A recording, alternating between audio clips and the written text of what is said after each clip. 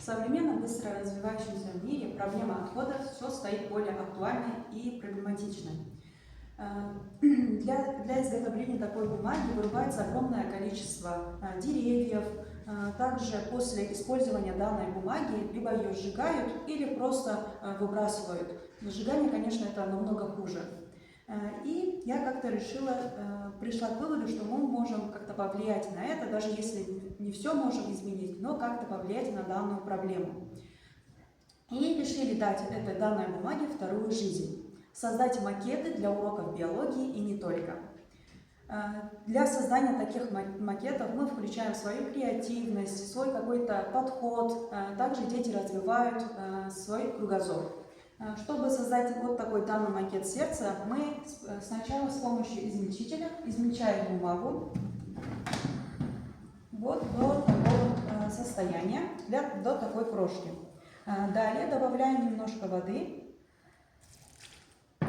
чтобы вся эта масса держала форму.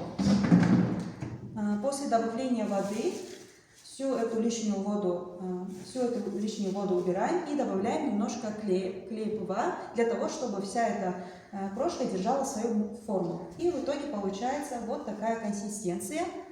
Она очень хорошо держит свою форму, и когда она высохнет, она становится тверже. После всего этого вот у нас получается вот такой, я создала такой макет. Здесь мы видим то, что вся эта система наглядная. Здесь у нас артериальная кровь, а здесь у нас венозная кровь. С помощью таких макетов на уроках биологии ученики нашей школы развивают свою креативность, то есть и для них изучение тем биологии становится более обширнее, и они понимают каждую тему.